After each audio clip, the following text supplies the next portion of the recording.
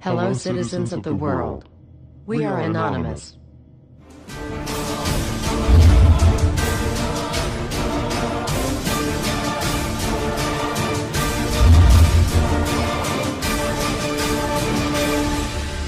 Guess what, world?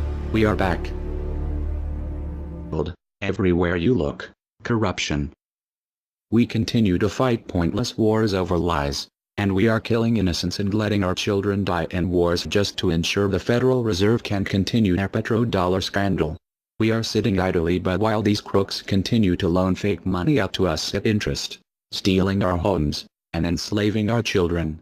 Let me make this extremely clear to all of you listening. Many corporations, especially the Federal Reserve, used the government to steal $17 trillion from your children. Your children did not have that money. They are now debt slaves. These people have stolen money from your children that are not even born yet, and sold their freedoms. They have enslaved you and many around the world. Wake up, world. And they did all of this by counterfeiting money and loaning it out at an interest. They have stolen hundreds of trillions from people around the world. Have you heard about Microsoft's Xbox manufacturers in China? They had to install suicide nets outside their buildings to ensure their employees don't jump out of the window to commit suicide. These are the conditions your children in the US will be working under when the debt is soon owed, and it will be owed. It is not a matter of if it will be owed, but it is just a matter of when. And it will happen as soon as the United States economy collapses, which will happen very, very soon. And if you think because you do not live in the United States this does not affect you, you are wrong. And you are next. The only way we can stop this is if we all unite together and fight it. People of the US are waking up to the Federal Reserve scandal, and the powers that be are currently afraid of retaliation. And that is precisely why they trying everything they can to disarm us. You know how the media has been saying gun violence has been out of control and at an all-time high. They are not simply twisting the truth here or exaggerating. They are absolutely bold-faced presenting lies to you. First off, realize, gun violence in the United States has always been shockingly low. And gun violence has dropped by 49% in the last 11 years. The already absurdly low gun violence in America has literally dropped in half. In half. The fact they are saying that it is at an all-time high perfect demonstrates how biased the government and the media is. If this doesn't prove to you that they have an agenda, then nothing will. Do you remember how the media keeps repeating that there has been 74 school shootings since Sandy Hook? Those 74 shootings were not even mass shootings like they claim. Most were suicides and none of them even took place at a school. Not a single one. They are presenting lies to you, America. When will you wake up? At some point you have to ask yourself, why would the government fake 74 mass school shootings involving children? If they get our guns, we will lose the fight against them. And they will take away absolutely all of your freedoms and you and your children will be forever slaves. And don't forget they purposefully put you and your children into that debt. And because the Federal Reserve is present in all countries, the other countries of the world are next soon after. This plan is called the New World Order. It is the same New World Order the Vice President of the United States called for on national TV a month ago. He said we need to strive for and complete the New World Order.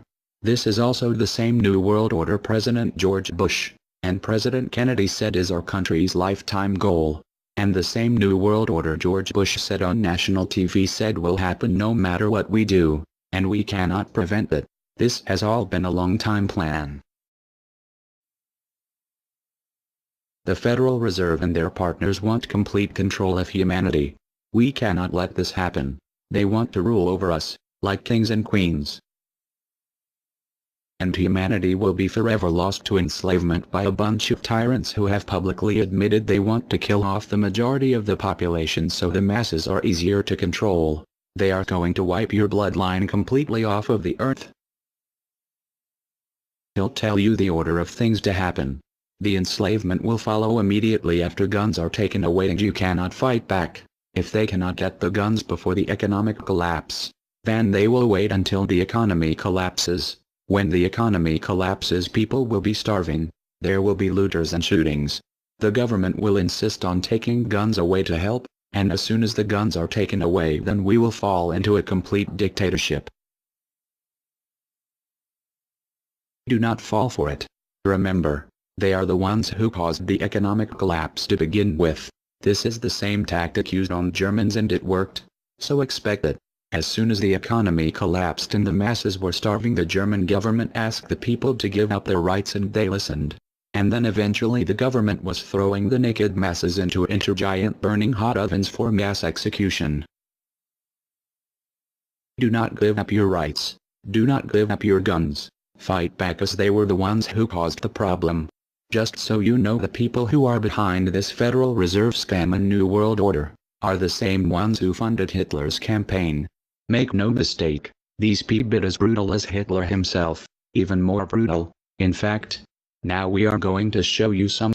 Assuming America grows some balls and we win, we will need an overall plan. We have come up with a perfect plan.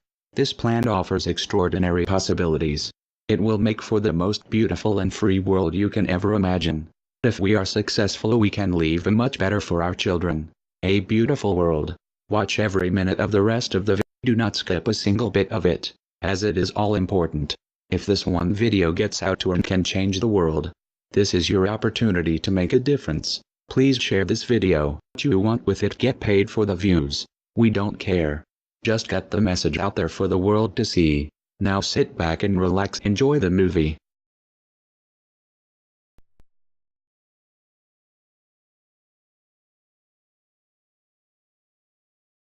To you? Makes perfect sense. Okay. Anybody else want to throw anything out at us? Sir? I think you're an anarchist and you don't know it yet.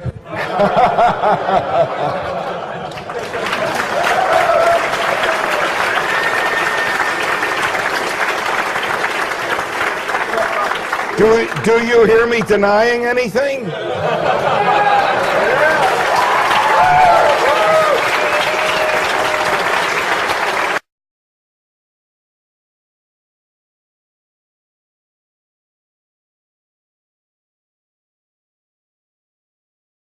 Many people, when they hear the word anarchy, think of chaos and mayhem. So they assume that an anarchist must be in favor of disorder and violence. That is the complete opposite of the truth. Most objections and complaints about the anarchist or voluntarist philosophy are not actually about the philosophy itself, but result from people misunderstanding what the philosophy is all about. To illustrate a few points, we will use the example of two fictional islands. Authoritania, where there is a ruling class or government, and anarchia, where there is no ruling class of any kind. We will use these islands to examine several common misconceptions about anarchism. Lots of people think anarchy means every man for himself, or survival of the fittest, or the absence of any social cooperation or organization. They think that anarchy means everyone has to be self-sufficient. This comes from the false assumption that some kind of government is necessary for any organization to occur. Whether it's part of a republic, a democracy, a kingdom, or a dictatorship, a ruling class issues orders called laws and punishes anyone who disobeys them. That is not cooperation. That's domination. It's one group forcing its will on another. Authoritarianism can be used to force people into organized patterns, but that does not mean that people are incapable of organizing their activities without being forced. The most productive and useful examples of organization that we see today are anarchistic in nature. No one was forced to build the grocery store you go to. No one was forced to produce or sell anything in it. Everyone involved in the vastly complex operation of growing your food, transporting it, displaying it in the store, and selling it to you, everyone involved participates voluntarily, working in exchange for money. You and all the other store customers choose freely which store to go to and what to spend your money on. This purely voluntary arrangement allows for an amazingly complex degree of organized cooperation without anyone being coerced to participate. In contrast, under government, a very small group of people comes up with an idea and forces everyone else to participate in it and provide for its funding with tax dollars. In the authoritarian version of a supermarket, the ruling class would tell people what to produce and how much, what prices to charge, and they would tell customers what they must buy and what they must pay. Anyone who did not comply with the centralized master plan would be punished in some way. That is how government does things. Which one of these would you prefer? Another common but incorrect assumption is that if there were no ruling class or no government, people would have no way of defending themselves against common criminals or foreign invaders. Again, this is simply not true. The government version of protection is inherently hypocritical. Governments will use their hired law enforcers to find and lock up some of the private thugs and thieves and prevent them from preying on people. But every ruling class gets the money for its operations by way of taxation, demanding money from its subjects and punishing those who don't pay up. Oddly, every ruling class insists that it needs to be able to forcibly control and extort money from people in this way in order to protect them from private criminals who might try to forcibly control and extort them. In contrast, if there is no government, people do not lose their inherent right to defend themselves from violence or to defend what they have from those who would take it. Every person has this right, and they also have the right to organize and cooperate with each other to exercise that right. Organizing for mutual defense does not require any government-granted laws or authority. No one wants to be attacked or defrauded, and everyone wants to feel safe. Whether each person takes this on himself or herself individually, or whether they hire and organize others to do it on their behalf, it can be done on a voluntary basis. Those who insist that government is necessary often claim that if there wasn't a government, then smaller private gangs would spring up to enslave and rob people. Organized crime gangs exist along with government, and most people do not understand the dynamics between them and how government enriches and empowers organized crime while appearing to fight it. Black markets enrich organized crime, and money allows them to buy government protection. There's no reason to think they would do as well in an environment of freedom, where they would have fewer ways to make money and would be up against both individual and organized armed citizens. A criminal gang that's recognized as such has far less power than a gang whose aggression is perceived to be legitimate and proper. And that's the gang we call government. When thuggery is called law enforcement, and thievery is called taxation, and self-defense is called crime and terrorism, then even the widespread ownership of firearms can't do much to stop the aggression. Imagine a private gang trying to do the things that government does without the aura of authority, and imagine how a well-armed population would respond to this. The gang would fail quickly and dramatically. Another concern that people have when they first consider the idea of a stateless society is that some people are truly malicious, destructive, and sociopathic.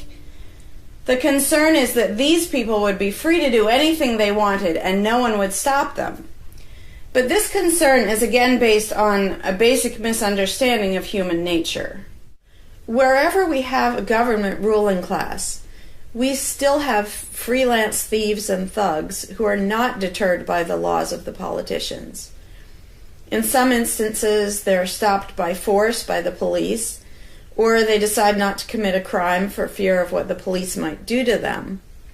What makes this deterrence work is not the legislation or the official badges, but the simple threat of harm to the sociopath. It really makes no difference whether the threat comes from the police, or another citizen, or even another criminal. A sociopath doesn't care about laws or social rules. He cares about avoiding pain and hardship for himself. This is still true when a government ruling class is not involved at all. If the intended target of a would-be carjacker pulls out a gun, it doesn't make any difference to the carjacker whether that person has a badge or whether there's a law against taking people's cars. Discouraging nasty people from hurting others does not require special authority, only the ability to use defensive force. Ironically, though people hope that government will protect them, having a government, a gang which is believed to have the right to tax and control people, just creates one gang so big and powerful that normal people can't resist it. In short, to create a huge gang and then give it societal permission to control and extort people with the hope that this gang will prevent theft and thuggery is simply a self-contradictory idea, but that's what government always is. Some people might assume that if people organize for mutual protection and defense, then that's what government is. But there's an essential difference. People coming together to do something that everyone has the right to do, such as defend yourself, doesn't require any special authority. It's not government unless one group of people claims the right to do things which others do not have the right to do, such as taxing and controlling innocent people. Organized defense can be very effective without supposing the special right to rule over others. In other words, without being government. In contrast, governments rob the people they rule of far more wealth than private crooks could ever manage, making the idea of a protector government ridiculous. Another common objection to the idea of a stateless society is the notion that, if not for a group of lawmakers telling the rest of us how to behave, we would all behave like stupid, irresponsible, violent animals. This claim implies one of two things. Either we normal people have no idea what is right and wrong unless and until politicians tell us, or the only reason we want to do the right thing and coexist peacefully is because politicians told us to. A quick examination of your own motivations will show you that neither of those things is actually true.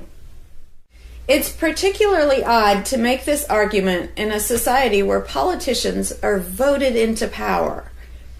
If the people themselves have no moral code and no conscience, and are just stupid, violent animals, why does almost everyone want government to keep the peace and protect the innocent?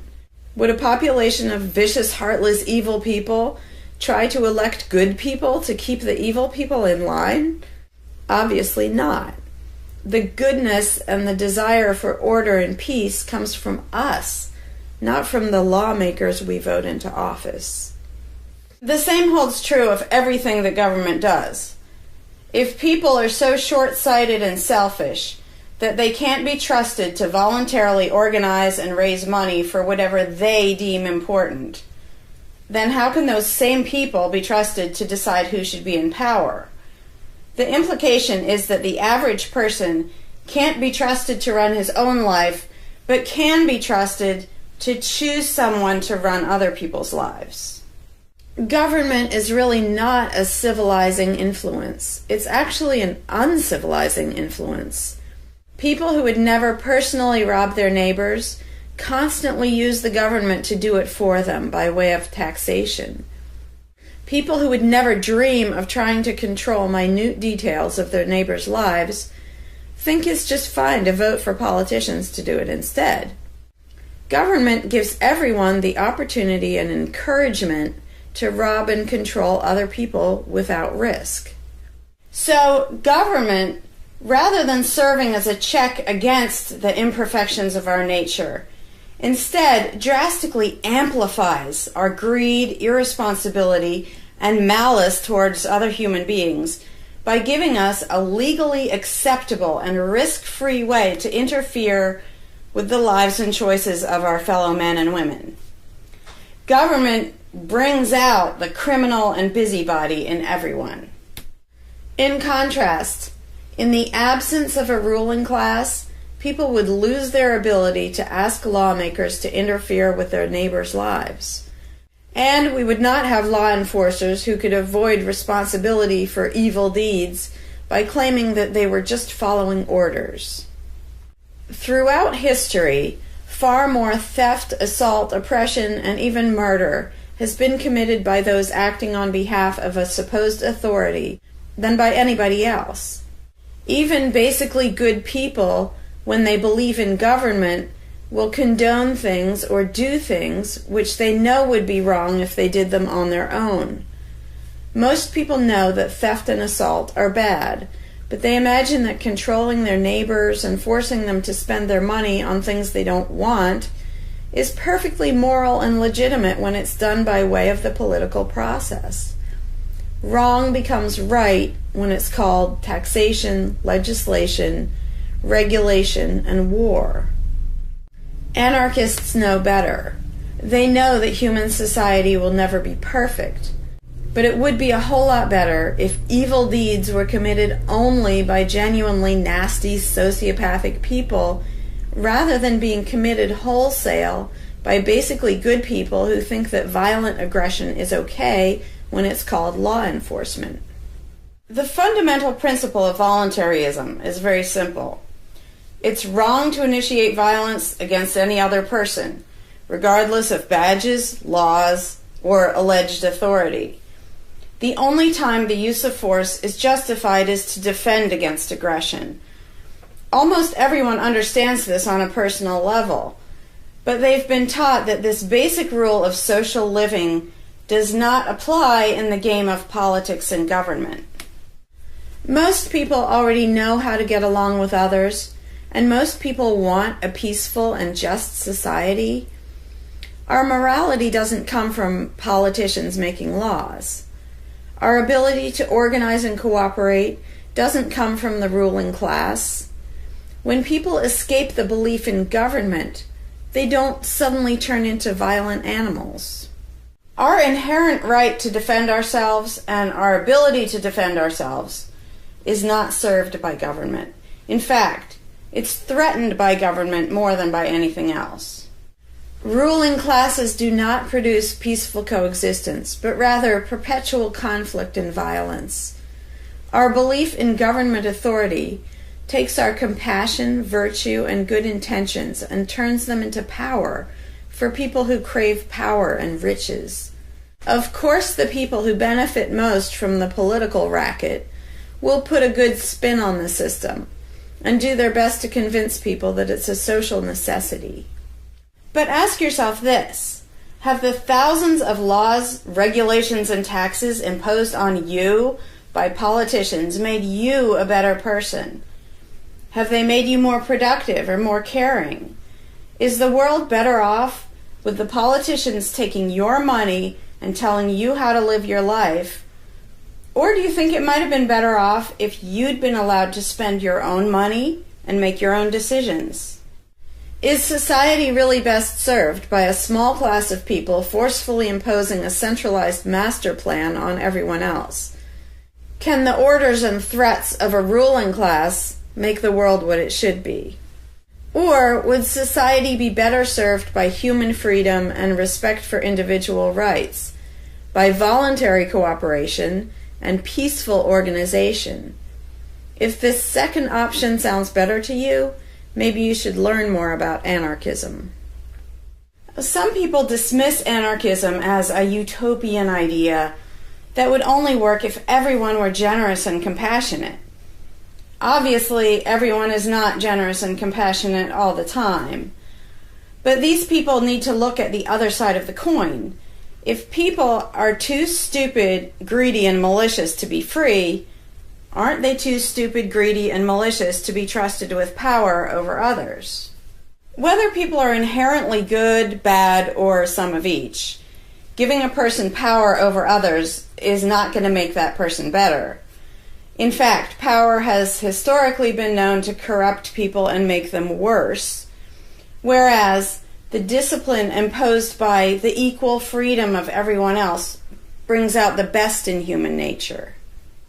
Most people today think that we need some form of government because they mistakenly believe that obedience to authority makes us all more civilized, moral, and peaceful. In reality, it has always done exactly the opposite. Everyone knows that governments can be corrupt, abusive, inefficient, counterproductive, even tyrannical. But most people assume that the way to fix that is to get the right people into power. People have spent centuries trying to create a good society using different kinds of ruling classes, different legal structures, different ways of choosing the rulers, and so on.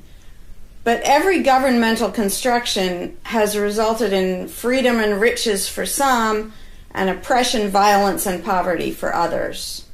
What if, instead of deciding what the throne should look like and who should sit on it, all people of goodwill embraced the non-aggression principle?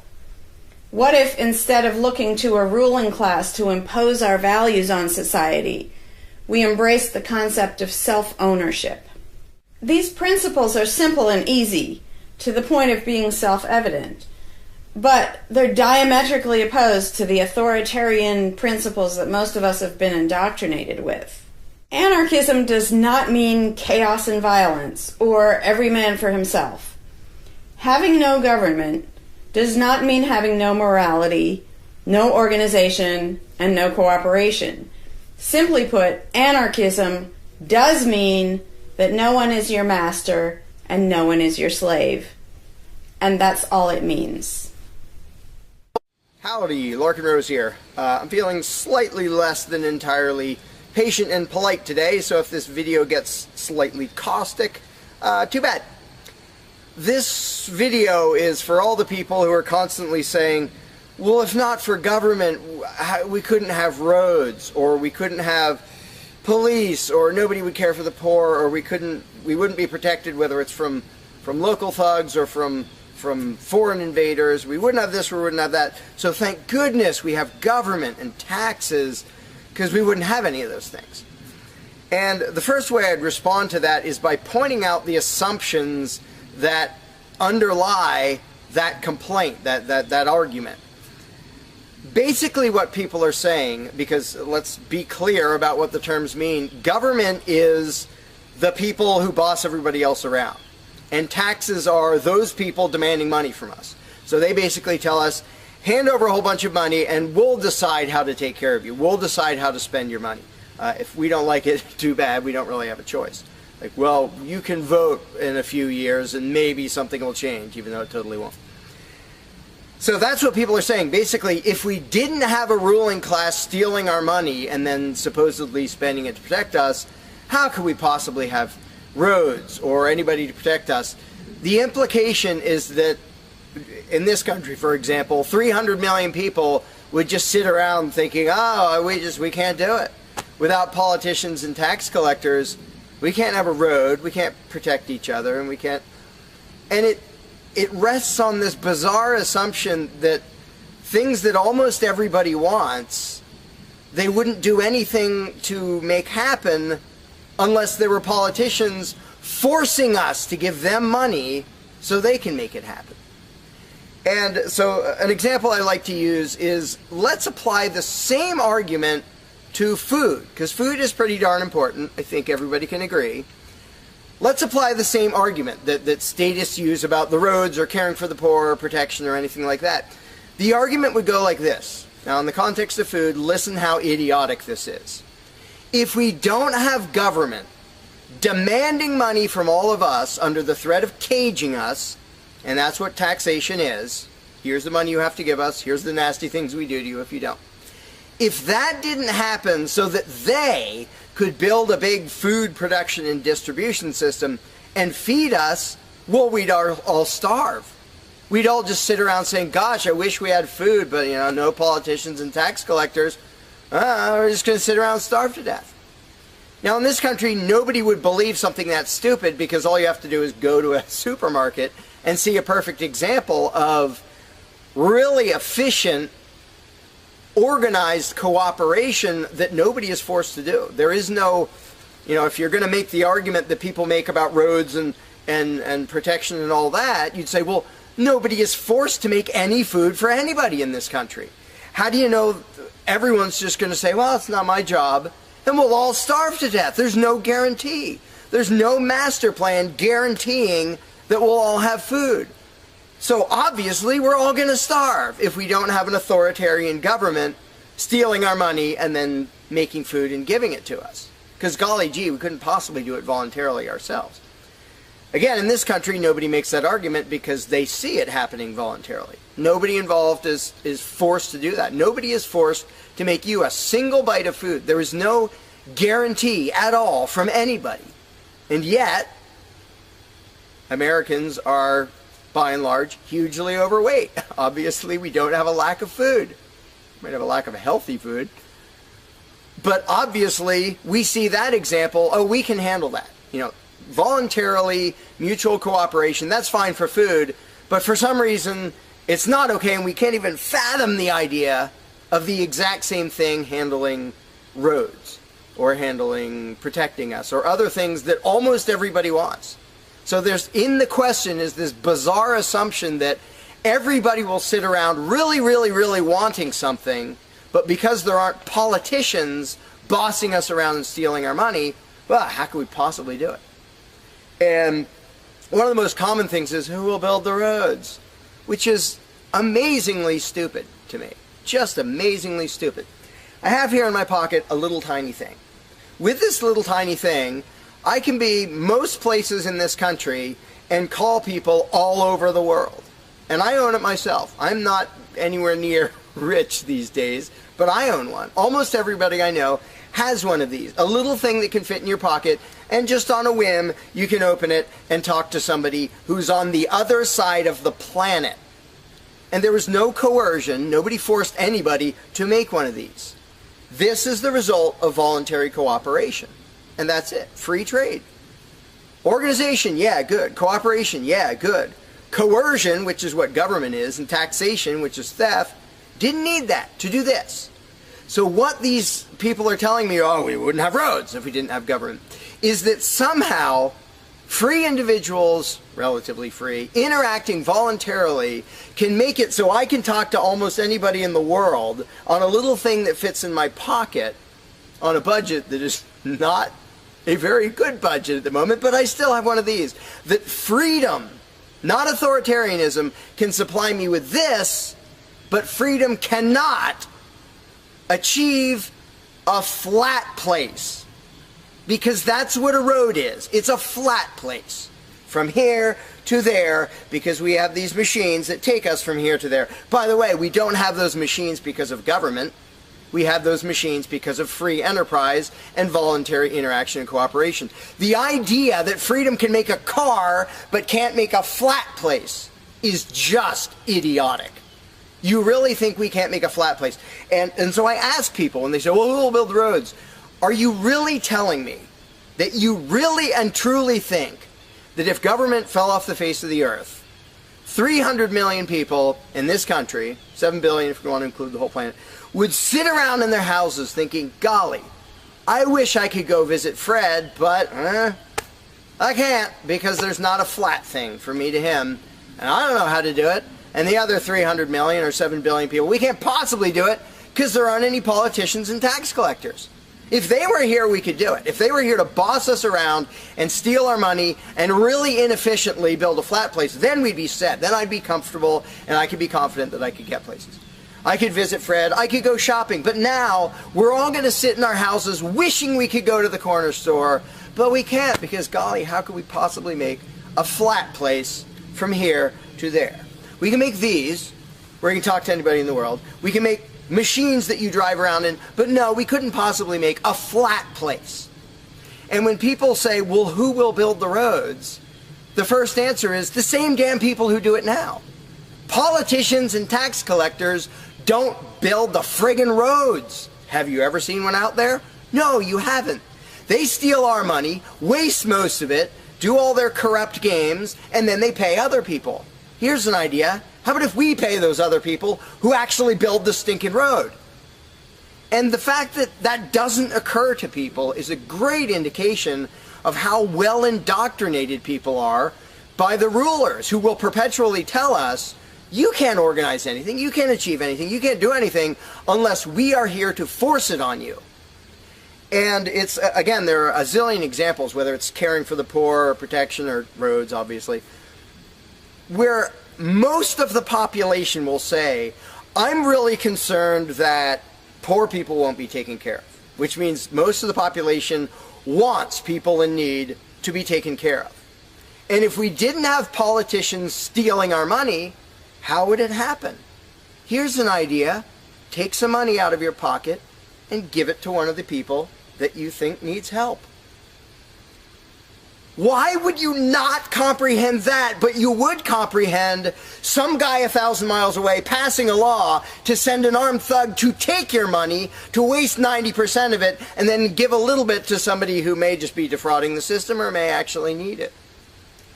And the amount of indoctrination required to make people even ask these questions of how could we possibly do this without government?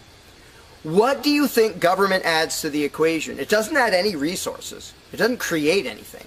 Everything it gives away, it steals from us first, by way of taxation. It doesn't add any skills. It doesn't add any knowledge. The people who are here would still be here if the institution of government fell over. We have all the know-how, we have all the resources, all the technology. The only thing it adds is one group that's imagined to have the right to violently assault and control and extort everybody else. So what the question really means is, how could we have a road, or how could I help that poor, or how could that poor person be helped, or how would anybody protect us if there wasn't a gang of thugs with permission to violently control and rob us? And when you recognize that that is literally what the question means, you already see how utterly idiotic it is. And it's completely the result of authoritarian statist indoctrination. Nobody would come up with that on their own. And you obviously don't see that with the example of food or cars or cell phones or anything else. Nobody says, we won't be able to talk to each other unless there's a gang of thugs that's allowed to boss us around and steal our money. And just economically, how stupid you have to be to think that's a good idea. Here are your choices. Let's do this. I'll give you these two choices for how you will be fed from now on. Either you can go spend your own money wherever you want. You can go to the supermarket or the local this or the local grocery, whatever you want. You can go decide what you want, and they'll tell you the price. You decide what you're going to buy and how much. And you can go to different places and you can shop around and you can do all that. That's option number one. But let me warn you, option number one does not give any guarantee that you will be fed. There's no master plan forcing people to feed you. So, oh my gosh, you better be really scared of that option, despite the fact that you can do it day after day and it works really darn well and feeds pretty much not only this country, but with a massive surplus. So that's option number one that apparently statists are scared of. Option number two is politicians will take as much money of yours as they decide to take. Then they will decide what, if anything, they will buy with that money in terms of food to give to you, to feed you. Do you really think that will serve you better, that that will feed you better? Yeah, I'm much more comfortable that I'll have I'll be fed, I'll be secure, everything will be okay. If a gang of thugs who doesn't really care about me steals my money and then decides what, if anything, to give me back from what they stole. But that is implied in the question, whatever you put in the blank. How are we going to have blank if not for government? What you're saying is, how can we, the people who really want roads and food and cell phones and protection and all the things that almost everybody wants, how can we possibly have that unless we give someone permission to steal our money and boss us around and then decide what they're going to give us? And the same thing applies no matter what you put in the blank. How will we possibly do blank without government? One of the silly ones is caring for the poor. How will we care for the poor? Think of what that means. Like when more than half the country votes for a party to take care of the poor, it's more than half of the country saying, we're really concerned and we want to make sure that the less fortunate are taken care of, but we don't believe that normal people acting in freedom will take care of them. Well, if the people didn't care about the poor, they wouldn't win the election. By definition, if you vote for a welfare state, you're an idiot. Because either people are heartless bastards and you're going to lose, or people are compassionate and giving and you don't need to win. Just give them your stinking money. But people play the game, and that's the Democratic Party lives off of the idiotic notion that you're all so heartless that you should vote for us to steal your money to give to the poor. And half the country falls for it. Yeah, we're all so heartless that we voted you into office for the specific purpose of taking our money to help the less fortunate. That's just freaking brilliant. How about if half the country just gave their stinking money to the less fortunate? And then the less fortunate would all be rich, because it would be 1 trillion times more efficient than the government version of welfare ever is. Also, it would be actual charity instead of mass theft and corruption and fraud and all that fun stuff. But what takes the cake, the ultimately insane thing, whatever you put in that gap, how can we have blank without a parasitic ruling class and a bunch of hired thieves? It's just a stupid question, but it's extra super stupid when what's in the blank is, how will we be protected? Who will protect us from thieves and robbers if we don't have government? It's the most idiotic question. It's also the most frequent question from statists. So here's what the question literally means. If we don't give a certain gang of people permission to violently control us and take our money under threat of putting us in a cage, who will protect us from people who might commit aggression against us and take our money? Wanting government for that is exactly as brilliant as saying, we have to have a carjacker in our town, otherwise somebody might steal our cars. Government is an appointed thief. If you don't think taxation is theft, first of all, you're a really well-trained slave. Second of all, try not paying. See what happens. See if they say, oh, it's quite all right. Or if they say, no, you're going to pay, or we're going to take your stuff, or eventually we'll put you in a cage. And when people say, that's not theft, because we get something back. Learn to think. And I use this example all the time, and all I ever get is stupid looks from statists in response. If I robbed you at gunpoint of $100, and the next day I gave you a sandwich, and you said, what? I said, hey, now everything's fine, because you benefited. I gave you a service. I gave you lunch, so that retroactively makes it okay that I robbed you at gunpoint. Would you buy that argument? No, you'd say, that doesn't make it okay. Okay, you gave me a sandwich. And yet every statist makes the exact same argument when it comes to government. Well, we get some stuff for it after they demand our money under threat of violence and putting us in a cage. Then we get services or goods. And we don't get what we asked for, and we get lots of things we didn't ask for. But we kind of get something, and that retroactively makes it okay for them to say, give us this much of every paycheck you make, or we're sending men with guns to take your property. And the slaves justify their own enslavement. I'm proud to pay my taxes. I'm proud to get robbed by a parasitic ruling class and get a little bit back and feel good about it. Like, not only is that legitimate and justified, but I feel proud that I let myself get robbed by a bunch of crooks and parasites. But again, the ultimate thing is protection. When people say, who will protect us from aggressors and thugs and thieves if we don't have a government? Even though what government is, by its very nature, is a gang of aggressors and thugs and thieves. They issue commands. Every law they pass is a command backed by a threat of violence. You have to do this. You're not allowed to do that. Here are the nasty things we will do to you if you get caught disobeying. I mean, everybody knows that, even though they don't usually say it in terms that blunt and honest and accurate. But to say we need taxes to be protected is as stupid as you can get. It's saying we need theft to avoid theft. And the fact that people are trained to use different words so that this theft sounds okay. It's legalized, it's taxation, and we voted for the people who robbed us. Like, we got to elect our local carjacker, and that means he represents us when he demands our car and points a gun in our face. He's serving us as he steals our car, because he's going to use that car and sell it and make money to make sure nobody else steals our car. That is the essence of government. And the fact that you have hundreds of millions of victims of that scam vehemently defending it and saying, I'm not going to give that up. I don't want to give up government. Who would protect us? I don't want to give up the biggest aggressor on the planet, the biggest thief on the planet. Look at your tax bill and see how much private crooks steal from you. So before you ask that question, before you ask, how could we possibly have roads or protection or water or air or Christmas or Santa Claus or any of the zillion things that statists imagine we can't possibly have without a ruling class, think about what the question actually means.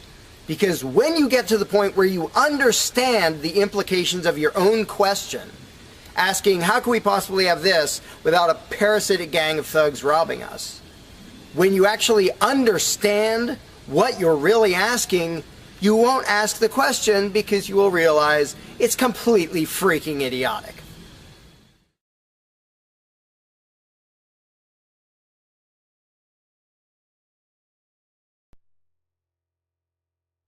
Hey, Larkin Rose here. One of the first things that people are concerned about when they start thinking about a society without a ruling class is, well, what happens to the nasty people? Whether you're talking about people who are just kind of negligent or inconsiderate, play their music too loud at night or leave their trash lying around the woods or whatever it is, all the way up to people who run around attacking and murdering people. So people say, well, what would happen to them? What would we do about that? Some people even go so far as to say, if not for government, there would be nothing to stop people from committing murder and doing whatever other nasty stuff. And it's funny because when somebody says that, there would be no consequences, they could do whatever they wanted and nobody would stop them, the person saying that is implying that he isn't going to do anything. If there's someone running around attacking and murdering innocent people, the guy who said nothing will happen to them, obviously he's not going to do anything or something would happen to them. But not only is he demonstrating his own cowardice when he said there would be nothing to stop murderers, he's also projecting his own immaturity and irresponsibility onto the rest of the world, because he's also saying the other 7 billion people wouldn't do anything about it, which obviously isn't true. I would, wouldn't you? If somebody was running around murdering your neighbors, would you just go, well, there aren't politicians and there's nobody with a badge and we don't have tax collectors and bureaucrats, so oh well, I guess they're just out of luck, they're going to get murdered. And would you not even protect yourself if there wasn't government? Obviously, lots and lots of people, all the sane people, would do whatever they could to protect themselves and defend the innocent. So to say nothing would happen is just really bizarre. And it comes from having a mentality basically of a little kid in a classroom, where the teacher walks out of the room and the kids are just sitting there. We don't know what to do. No authority's telling us what to do. And Johnny's throwing things at me. And there's no teacher to stop him. Ah! Because most people, having been trained into authoritarian mentality, it never occurs to them that they are the ones who should fix anything, who should stop anything. And so when people say, well, what would be done about this and that and the other thing, nasty people doing nasty things, the first thing I ask is, well, what would you do about it? Because people are so into the mentality that there has to be some master plan and some authority who writes down the law of here is what will be done with those people, that people don't think in terms of, well, what would I do about it? Which is why I always ask people, well, what would you do about it? You're a person just as much as me and just as much as the other 7 billion. What would you feel justified in doing if somebody was polluting or playing their music too loud at night or running around murdering people or whatever in between you can think of? Any nasty thing, what would you feel justified in doing about it? Because there's a very basic rule of being a moral human being, which is if it would be wrong for you to do something, don't ask anybody else to do it. And the rule is so simple, so self-evident and obvious that most people will go, well, duh, of course. Trouble is, nobody in the world who believes in government abides by that rule. Nobody. I don't care if you're a constitutionalist, Democrat, Republican, fascist, communist, anything, any kind of statist. There is nobody who believes in government who abides by the most basic rule of morality, which is if it's wrong for you to do something, don't ask somebody else to do it. Because every single candidate, every party, every government always does things that the voters know they themselves have no right to do. And to say something like, well, I'm voting for the guy who's going to tax you less. Well, do you have the right to rob me a little bit less than the other guy? No, you don't. So telling me that, well, somebody was going to rob you more, but I voted for the guy to rob you a little bit less, you are still violating the basic rule of being a human being. If it's wrong for you, don't ask somebody else to do it. Well, that's kind of the second basic rule, the first one being the non-aggression principle. And they actually go together quite well.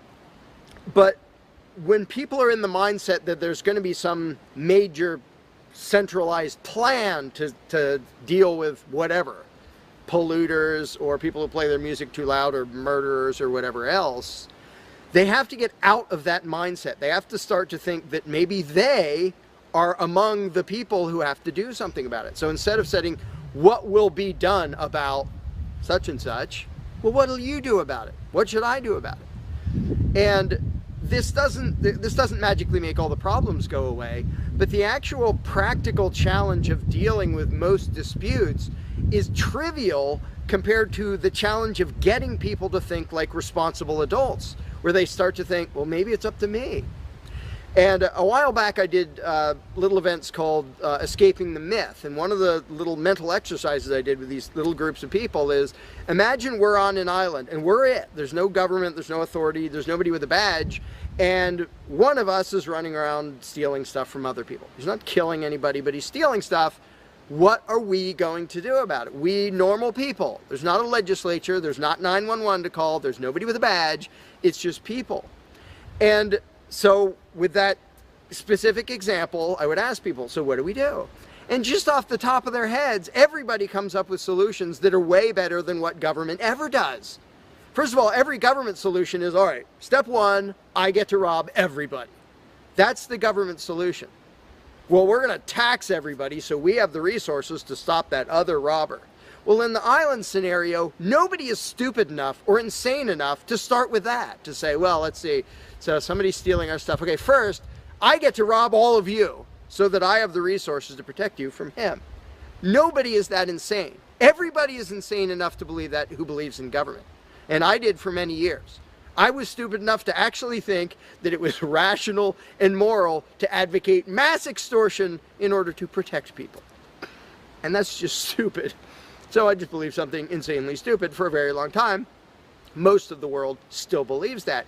But in a setting where people are put on the spot and they're responsible for what happens, they don't do that. They don't say, well, I get to boss everybody around and take their money. Nobody does that. So to me, the challenge is not even coming up with specific solutions to every imaginable dispute or problem, which I don't pretend to know how everything's going to turn out. And I don't intend to be emperor of anarchy. I'm not going to be in charge of the world. But getting people to the mindset where it's up to them, where there's just people, we're it. No legislatures, no people with badges, no authority, we're just people. Suddenly people are way better at solving problems and making things work. One good example is when there's a disaster. Unfortunately, sometimes it takes a horrendous event to bring out the best in people. And it brings out the worst in some people too. But when people say, whoa, my neighbor's house is floating away, I'm not going to wait for FEMA. I'm not going to dial 911. I'm going to jump in a boat and go save him. Because suddenly it's on me. Suddenly I'm the one who has to do something. And when it occurs to people that they're the ones who have to do something, and unfortunately usually that only happens in a complete disaster area, when it occurs to people and they suddenly take on the responsibility and start to think like adults, their solutions are generally a lot better than any government solutions, and ever are. But to get to that mentality, people have to shift from the authoritarian mindset to the mindset of a self-owning individual who realizes there is nothing above me. There is no magic unicorn who's going to come to save the day, who's going to come save me from polluters or somebody playing their music too loud or murderers or whatever it is. It's just us. And if we realize that, then first of all, people would stop asking me, well, without a government, how would this be handled? As if I'm going to be in charge. I don't freaking know. What would you do about it? I can tell you what I would do about it. I could tell you what I might suggest, what I might predict, but who cares? I'm one of 7 billion people. I'm not going to be in charge any more than you are.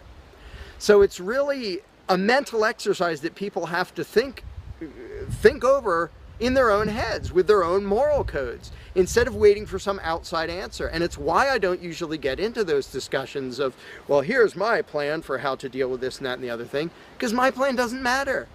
My plan will not be the best plan for any problem you can come up with. There will be a million people with better plans than whatever I could come up with. So don't ask me to describe how you are going to fix problems. I don't freaking know. And you can see the mind shift in people when they grasp that they own themselves and they suddenly realize, oh, okay, well, yeah, there are things we can do to settle disputes, to protect ourselves from attackers, to do this or that or the other thing. But the first step is just grow up.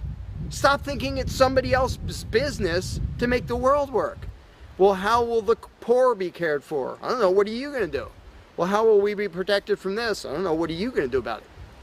And it is inconvenient. It's inconvenient to be a free person where you can't just be a kid in the classroom whining to the teacher to save the day and fix everything and make everything work, where you actually have to be a responsible adult. And that's one of the main reasons why people like the belief in authority, because then they can live with the lie that all they have to do is obey and do as they're told and everything will be okay. First of all, no, it won't be okay. Second of all, you're not even being a human being. You just threw your free will out the window and became somebody's slave in the hopes that that would help humanity. It doesn't help humanity for you to be a slave. It doesn't help humanity for everybody else to be a slave. It does help humanity for you to start thinking as an adult, responsible human being who owns himself and who accepts that it is your responsibility to figure out how to make the world work.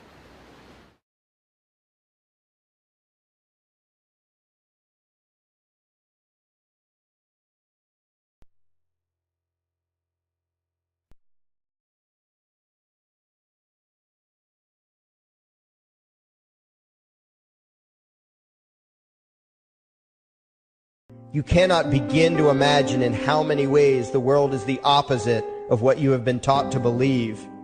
You see the guy who sells drugs to willing customers so he can feed his family as the scum of the earth, while you see the hypocrite who gives away stolen money in the name of government as a saint.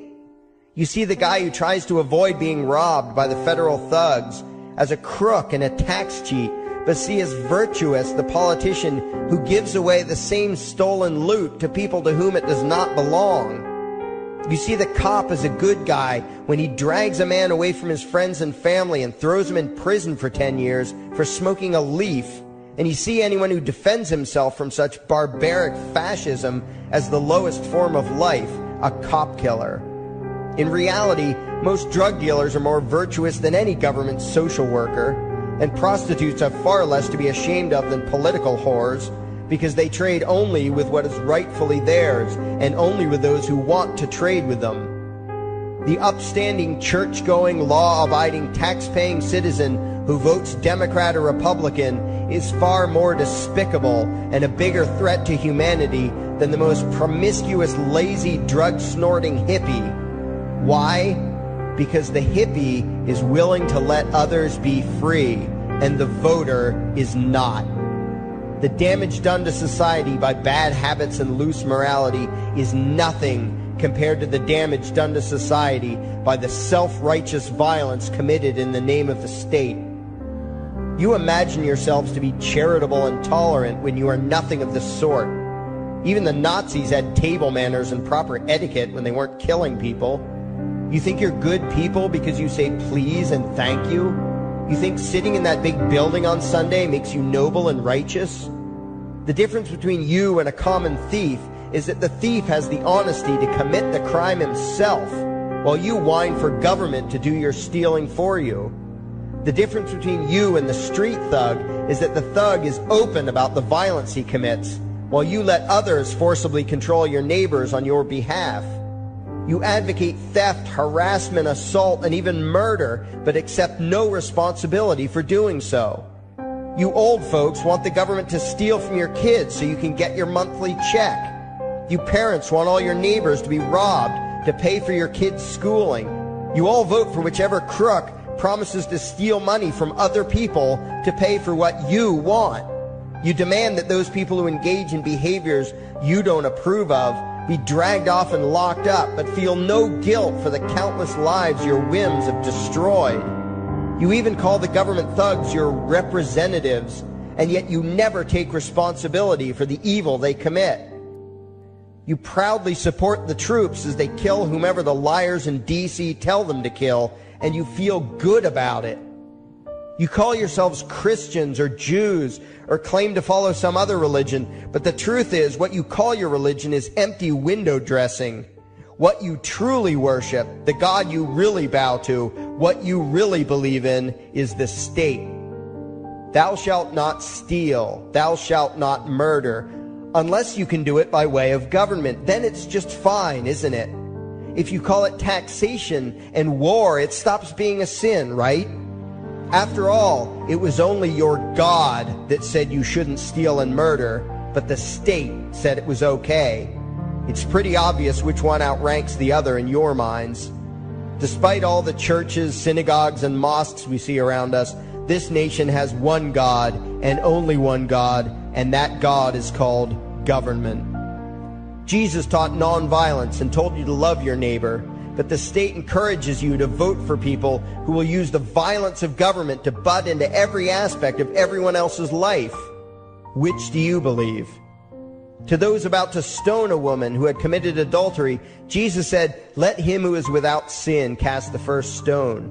But the state says it's perfectly fine to lock someone up if they do something you find distasteful, such as prostitution. Which do you believe? The Christian God says, "Thou shalt not covet," but coveting is the lifeblood of the beast that is the state. You are taught to resent, despise, and hate anyone who has anything you don't have. You clamor for the state to tear other people down, steal their property, and give it to you. And you call that fairness. The Bible calls it coveting and stealing. You are not Christians. You are not Jews. You are not Muslims. And you certainly aren't atheists. You all have the same God, and its name is government. You're all members of the most evil, insane, destructive cult in history. If there ever was a devil, the state is it, and you worship it with all your heart and soul. You pray to it to solve every problem, to satisfy all your needs, to smite your enemies, and to shower its blessings upon you. You worship what Nietzsche called the coldest of all cold monsters, and you hate those of us who don't. To you, the greatest sin is disobeying your God, breaking the law, you call it, as if anyone could possibly have any moral obligation to obey the arbitrary commands and demands of the corrupt, lying, delusional megalomaniacs who infest this despicable town. Even your ministers, priests, and rabbis, more often than not, are traitors to their own religions, teaching that the commands of human authority should supersede adherence to the laws of the gods they say they believe in. Several years ago, I heard one pompous evangelical jackass in particular pontificating on the radio that anyone who disobeys the civil authority, be it a king or any other government, is engaging in rebellion against God. Those were the exact words he used. What if the government is doing something wrong? Well, this salesman for Satan opined, that is the business of those in government, and you are still obligated to obey. Everywhere you turn, be it the state or the church, the media or the schools, you are taught one thing above all else, the virtue of subjugating yourselves to mortals who claim to have the right to rule you. It is sickening the reverence with which you speak of the liars and thieves whose feet are so firmly planted on your necks. You call the congressmen and the judges honorable, and you swoon at the magnificence of the grandiose halls they inhabit, the temples they built to celebrate the domination of mankind. You feel pride at being able to say you once shook a senator's hand or saw the president in person. Ah, yes, the grand deity himself, His Royal Highness, the President of the United States of America. You speak the title as if you're referring to God Almighty. The vocabulary has changed a bit, but your mindset is no different from that of the groveling peasants of old who bowed low, faces in the dirt, with a feeling of unworthiness and humility when in the presence of whatever narcissist had declared himself to be their rightful lord and master. The truth of the matter, back then and today, is that these parasites who call themselves leaders are not superior beings. They are not great men and women. They are not honorable. They're not even average. The people who earn an honest living, from sophisticated millionaire entrepreneurs to illiterate day laborers doing the most menial tasks you can imagine, Those people deserve your respect. Those people you should treat with courtesy and civility. But the frauds who claim the right to rule you and demand your subservience and obedience, they deserve only your scorn and contempt. Those who seek so-called high office are the lowest of the low. They may dress better, have larger vocabularies, and do a better job of planning out and executing their schemes, but they are no better than pickpockets, muggers, and carjackers. In fact, they are worse, because they don't want to rob you of just your possessions. They want to rob you of your very humanity, deprive you of your free will, by slowly leeching away your ability to think, to judge, to act, reducing you to slaves in both body and mind. And still you persist in calling them leaders. Leaders? Where is it that you think you're going exactly that would require you to have a leader? If you just live your own life and mind your own damn business, exercising your own talents, pursuing your own dreams, striving to be what you believe you should be, what possible use would you have for a leader? Do you ever actually think about the words that you hear, the words that you repeat? You parrot oxymoronic terms such as the leader of the free world, even pretending for a moment that there is some huge journey or some giant battle that everyone in the entire nation is undertaking together that would require a leader. Why would you ever think, even for a moment, that the crooks that infest this town are the sort of people you should listen to or emulate or follow anywhere? Somewhere inside your mostly dormant brains, you know full well that politicians are all corrupt liars and thieves, opportunistic con men, exploiters, and fearmongers. You know all this, and yet you still speak as if you are the ones who are the stupid, vicious animals, while the politicians are the great, wise role models, teachers, and leaders without whom civilization could not exist. You think these crooks are the ones who make civilization possible? What belief could be more absurd? Yet when they do their pseudo-religious rituals, deciding how to control you this week, you still call it law, and continue to treat their arbitrary demands as if they were moral decrees from the gods that no decent person would ever consider disobeying. You have become so thoroughly indoctrinated into the cult of state worship that you are truly shocked when the occasional sane person states the bleeding obvious. The mere fact that the political crooks wrote something down and declared their threats to be law does not mean that any human being anywhere has the slightest moral obligation to obey. Every moment of every day, in every location and every situation, you have a moral obligation to do what you deem to be right, not what some delusional bloated windbag says is legal. And that requires you to first determine right and wrong for yourself, a responsibility you spend much time and effort trying to dodge. You proclaim how proud you are to be law-abiding citizens and express your utter contempt for anyone who considers himself above your so-called laws. Laws that are nothing more than the selfish whims of tyrants and thieves. The word crime once meant an act harmful to another person. Now it means disobedience to any one of the myriad of arbitrary commands coming from a parasitical criminal class. To you, the term crime is nearly synonymous with the word sin, implying that the ones whose commands are being disobeyed must be something akin to gods, when in truth they are more akin to leeches.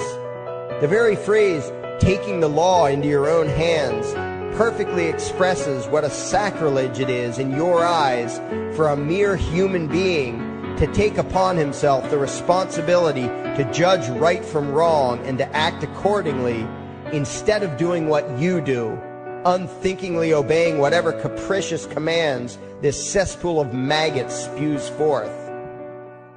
You glorify this criminal class as lawmakers and believe that no one is lower than a lawbreaker, someone who would dare disobey the politicians. Likewise, you speak with pious reverence of law enforcers, those who forcibly impose the politicians' every whim upon the rest of us.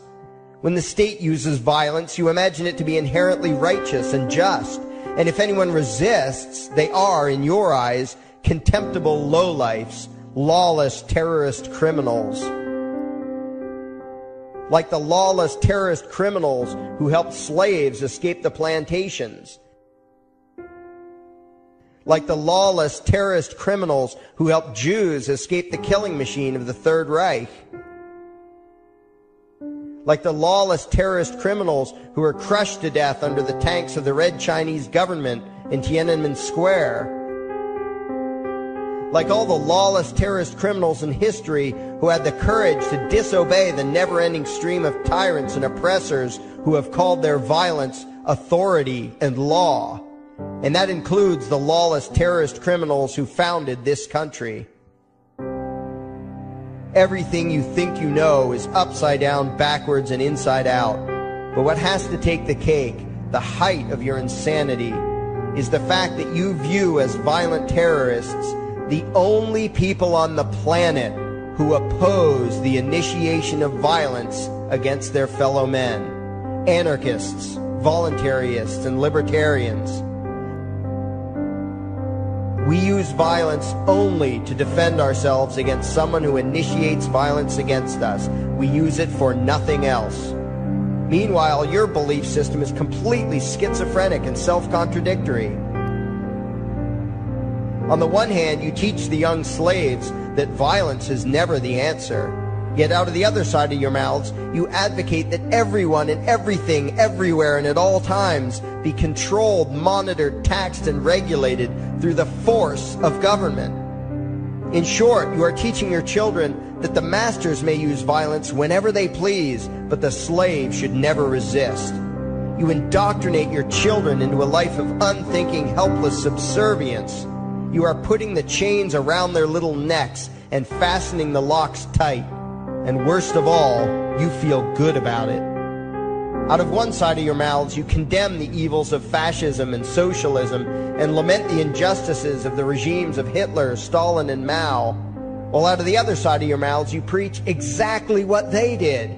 The worship of the collective, the subjugation of every individual to that evil insanity that wears the deceptive label, the common good. You babble on and on about diversity and open-mindedness, and then beg your masters to regulate and control every aspect of everyone's lives, creating a giant herd of unthinking conformist drones. You wear different clothes and have different hairstyles, and you think that makes you different. Yet all your minds are enslaved to the same club of masters and controllers. You think what they tell you to think and do what they tell you to do while imagining yourselves to be progressive, thinking, and enlightened. From your position of relative comfort and safety, you now condemn the evils of other lands and other times while turning a blind eye to the injustices happening right in front of you. You tell yourself that had you lived in those other places, in those other times, you would have been among those who stood up against oppression and defended the downtrodden. But that is a lie. You would have been right there with the rest of the flock of well-trained sheep, loudly demanding that the slaves be beaten, that the witches be burned, that the nonconformists and rebels be destroyed. How do I know this? Because that is exactly what you are doing today. Today's injustices and oppressions are fashionable and popular, and those who resist them, you tell yourselves, are just malcontents and freaks, people whose rights don't matter, people who deserve to be crushed under the boot of authority. Isn't that right? You bunch of spineless, unthinking hypocrites, look in the mirror. Take a good look at what you imagine to be righteous and kind. You are the devil's plaything. The crowds of thousands wildly applauding the speeches of Adolf Hitler, that was you. The mob demanding that Jesus Christ be nailed to the cross, that was you. The white invaders who celebrated the wholesale slaughter of those godless redskins, that was you.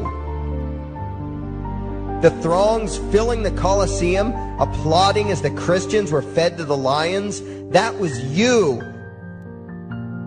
Throughout history, the perpetual suffering and injustice occurring on an incomprehensible scale, it was all because of people just like you. The well-trained, thoroughly indoctrinated conformists, the people who do as they're told, who proudly bow to their masters, who follow the crowd, believing what everyone else believes and thinking whatever authority tells them to think. That is you. And your ignorance is not because the truth is not available to you. There have been radicals preaching it for thousands of years. No, you are ignorant because you shun the truth with all your heart and soul. You close your eyes and run away when a hint of reality lands in front of you. You condemn as extremists and fringe kooks those who try to show you the chains you wear because you don't want to be free. You don't even want to be human. Responsibility and reality scare the hell out of you, so you cling tightly to your own enslavement and lash out at any who seek to free you from it. When someone opens the door to your cage, you cower back in the corner and yell, "Close it, close it." Well, some of us are finished with trying to save you. We've wasted enough effort trying to convince you that you should be free. All you ever do is spout back what your masters have taught you, that being free only leads to chaos and destruction, while being obedient and subservient leads to peace and prosperity. There are none so blind as those who will not see. And you nation of sheep, would rather die than see the truth.